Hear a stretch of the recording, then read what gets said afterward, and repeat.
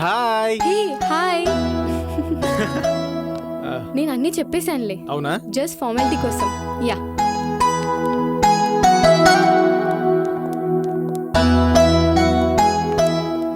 అన్నయ్య, this is Raj. నిన్న చెప్పాను కదా. నమస్తే సార్. నమస్తే బాబు, కూర్చోండి. కూర్చోండి. తమ్ముడు గారు, మా ఆయన గారు చూడడానికి కొంచెం మొరటోళ్ళ ఉంటారు, కానీ మనిషి మంచోళ్ళే. ఏమే ఇప్పుడు అవసరం నా గురించి చెప్పడం? మీరేం భయపడిన అవసరం లేదు, సరిగా కూర్చోండి.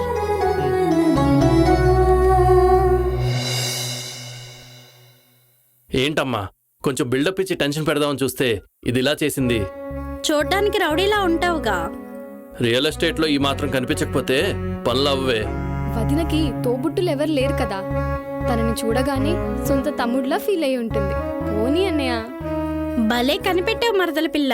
రాజ్, ఇదయ్యా మా ఫ్యామిలీ. మా మెగాస్టార్ ఫ్యామిలీ లాగా ముచ్చటగా ఉంది. అన్నయ్య, ఆ? తను మెగాస్టార్ ఫ్యాన్. అవునా? నేను కూడా పవర్ స్టార్ ఫ్యాన్నే. సరిపోయింది. రాజ్, మీ ఫ్యామిలీ డీటెయిల్స్? అది చెప్తాను. నేను పుట్టిన 3 నెలలకే మా అమ్మగారు చనిపోయారు. మా నాన్నగారు 2 పెళ్లి చేసుకున్నారు. నేను అమ్మమ్మ తాతయ్య దగ్గర పెరిగాను. ఇప్పుడు వాళ్ళు కూడా పోయారు.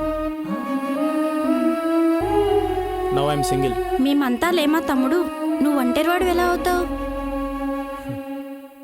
అందరూ ఉన్నోళ్ళ కన్నా ఎవరూ లేనోళ్ళకే బంధాల గురించి బాగా తెలుస్తుంది. అయినా నువ్వు మా చెల్లిని బాగా చూసుకుంటే మాకంతే చాలు. వీడిని చేసుకొని తప్పు చేసిన జీవితంలో ఒక్కసారి కూడా ఫీల్ అవ్వకుండా మీ అమ్మాయిని నేను చాలా జాగ్రత్తగా చూసుకుంటాను. నన్ను నమ్మండి.